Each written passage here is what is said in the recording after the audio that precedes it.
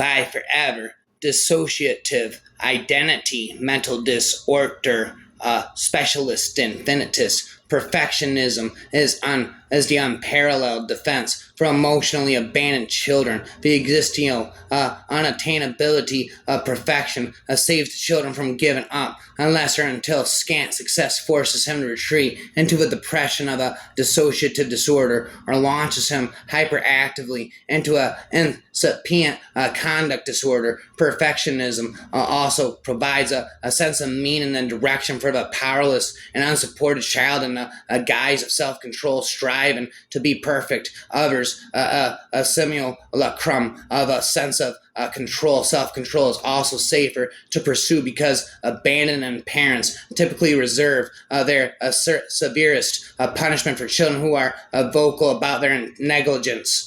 Spittenness.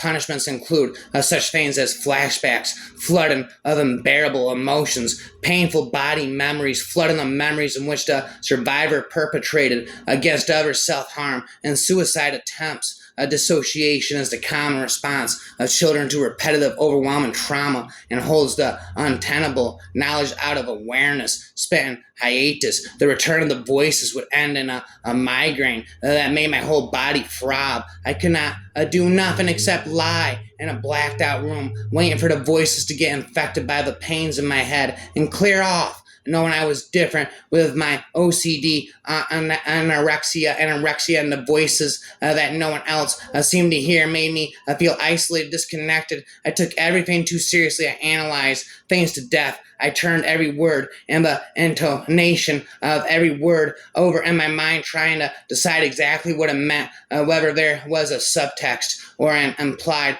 criticism. I tried to recall the expressions on people's faces, how these expressions changed, what they meant, whether what they said and the look on their faces matched and were therefore genuine, or whether it was a sham, the kind word touched by irony or sarcasm, the smile that means pity. When people looked at me closely, could they see the little person in my head being abused and those pornographic clips projected behind my eyes? That is what I would often be thinking, and such thoughts ate away at the facade of self-confidence I was constantly raising and repairing.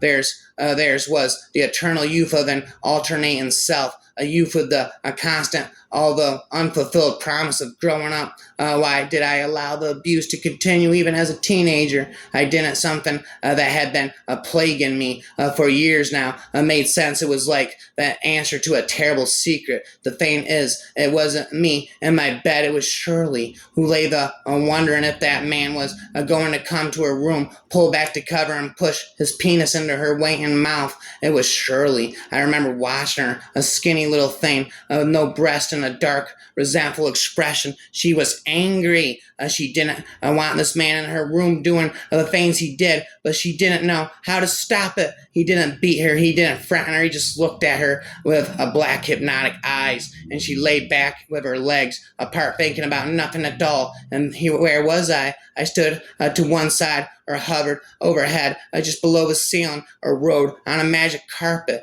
I held my breath and watched her father pushing up and down inside Shirley's skinny body. At cocktail parties, I played the part of a successful businessman's wife to perfection. I smiled, I made polite a chit-chat, and I dressed the part. Denial and rationalization were two of my most effective tools in working my way through our social obligation. I believed that playing the roles of wife and mother were the least they could do to help support Tom's career. During the day, I was a puzzle with innumerable pieces. One piece made my family a nourishing breakfast. Another third piece, I managed to trip to the grocery store. There was also a piece that wanted to sleep for 18 hours a day, and the piece that woke up shaken from yet another nightmare. And there was the piece that attended business functions and actually fooled people into thinking I might have something constructive to offer. I was a circus performer, a traversing of a tight wire, and I could fall off into a vortex devoid of reality at any moment. There was, and had been for a very long time, an intense sense of despair, a self-deprecating voice inside told me I had no chance of getting better. I lived in an emotional black hole, talking about dissociative identity disorder forever. Some people with DID, dissociative identity disorder,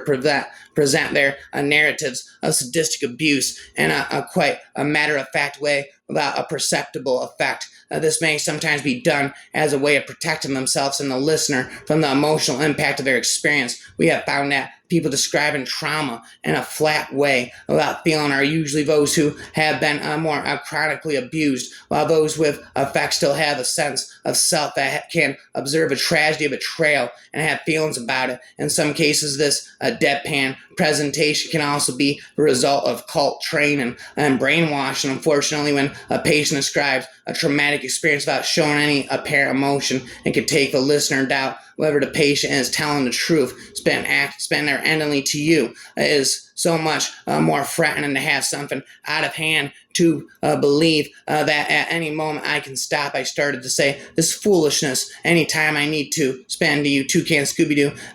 Somatic symptoms. People with complex PTSD often have medical unexplained physical symptoms such as abdominal pains, headaches, joint and muscle pain, stomach problems, and elimination problems. These people are sometimes most unfortunately mislabeled as hypochondriacs or as exaggerating their physical problems, but these problems are real, even though they may not be related to a specific physical diagnosis. Some dissociative parts are stuck in past experiences that involve pain may intrude, such that a person experiences unexplained pain or other physical symptoms, and more generally chronic stress affects the body in all kinds of ways, just as it does the mind. In fact, the mind and body cannot be separated. Unfortunately, the connection between current physical symptoms and past traumatizing events is not always so clear to either the individual or the physician, at least for a while. At the same time, we know that people who have suffered from serious medical